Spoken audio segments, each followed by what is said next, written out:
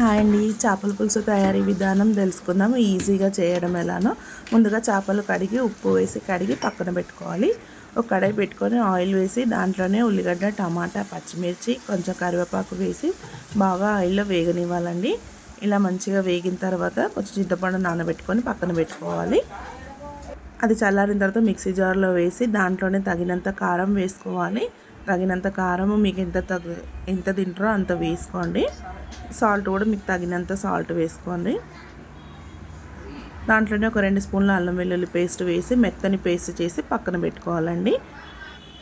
ఒక బౌల్ పెట్టుకొని దాంట్లో ఆయిల్ వేసి ఆయిల్ వేడెక్కిన తర్వాత కొంచెం జీలకర్ర, కొంచెం కరివేపాకు, కొన్ని మెంతులు, కొంచెం అల్లం వెల్లుల్లి పేస్ట్ వేసి వేగిన తర్వాత మనం పేస్ట్ చేసి పెట్టుకున్నాం కదా, అది మొత్తం వేయాలి. వేసి బాగా వేగనివ్వాలి. దాంట్లోనే పౌడర్ కూడా వేసుకోవాలండి. జీలకర్ర, ధనియాలు, కొంచెం మెంతులు వేసి వేయించి పౌడర్ చేసుకోవాలి. ఆ పౌడర్ కూడా దీంట్లో వేసుకోవాలి. ఆ 2 వీడియోలు కొంచెం నేను మిస్ అయ్యానండి, అందుకని చూపించలేకపోయాను. అలా పౌడర్ చేసుకొని ఆ పౌడర్ కూడా అంతా దాంట్లో వేసుకొని బాగా వేగనివ్వాలి. ఇది మొత్తం ఆయిల్లో వేగాలండి. ఆయిల్ సపరేట్ అయ్యేంత వరకు మంచిగా వేయించాలి. సిమ్లో పెట్టుకొని వేగనివ్వాలండి, లేకుంటే అడుగంటేస్తుంది. అడుగంటకుండా నెమ్మదిగా కలుపుకుంటూ వేగనివ్వాలి. ఇలా మంచిగా వేగాలండి. ఇలా వేగి ఇది బాగా వేగాలి. చింతపండు బాగా మసలాలండి. ఇలా మసలి అది చేస్తేనే బాగా టేస్ట్ వస్తుందండి. ఇలా మనం ఎంత మంచి వేగిస్తే నూనెలో అంత బాగా టేస్ట్ వస్తుంది. చింతపులుసు కూడా బాగా మసలాలి. ఈ చేపల పులుసు ఇలా చేసామంటే బాగుంటుందండి. కొంచెం వాటర్ వేసుకోవాలి. నేను అడగట్టకుండా కొంచెం వాటర్ వేస్తున్నాను. తర్వాత చింతపండు పిసికి దాంట్లోనే చింతపండు కూడా వేసుకోవాలి. ఈ చేపల పులుసు నైట్ చేసి పొద్దున తింటే బాగుంటుంది అంటారండి. పొద్దున చేసి సాయంత్రం తింటే బాగుంటుంది టేస్ట్ అంటారు. అలా తింటే కూడా చాలా బాగా వస్తుందండి టేస్ట్ అయితే. దాంట్లోనే చింతపండు పోసుకోవాలి.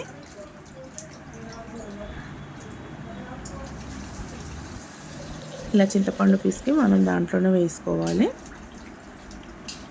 వేసుకొని ఇది పులుసు చాలా బాగా మసలాలండి. ఎంత మసలితే అంత టేస్ట్ వస్తుంది. ఇలా మనకు ఎంత సరిపోతుందో అంత చింతపండు వేసుకోవాలి. మనకు ఎంత చారు కావాలంటే అంత చేసుకోవచ్చండి. ఇలా చేసి ఇంకా కొంచెం వాటర్ దాంట్లో మనకు సరిపోవాలంటే కొంచెం వాటర్ కూడా వేసుకోవాలి. వాటర్ కూడా వేసుకొని కలుపుకోవాలి. ఇలా చింతపండు వేసి కలిపి ఇంకొంచెం వాటర్ మనకు ఎంత సరిపోతుందో వాటర్ అంతా వేసుకోవాలి దాంట్లోనే.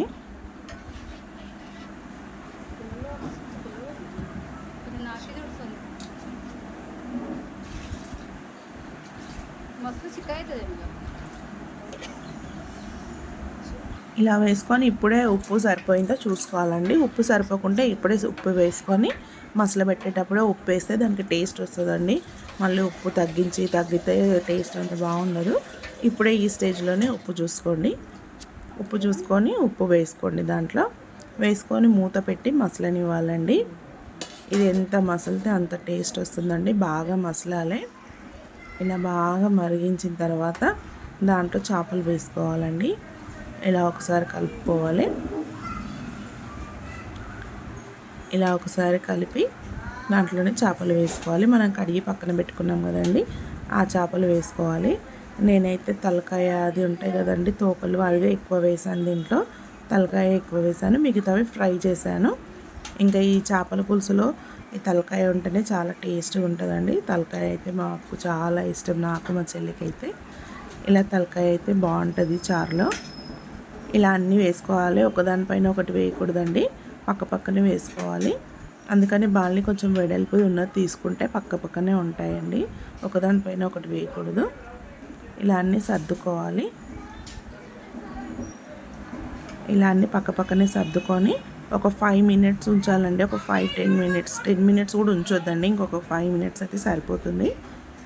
మధ్యన ఒకసారి ఇలా తిప్పుకోవాలండి. ఇంకా స్పూన్ పెట్టి కలుపుకూడదు. కలిపినామంటే విచ్చుకుపోతాయి అంత చేపలు. నచ్చితే లైక్ చేయండి, షేర్ చేయండి, సబ్స్క్రైబ్ చేసుకోండి. Thanks for watching.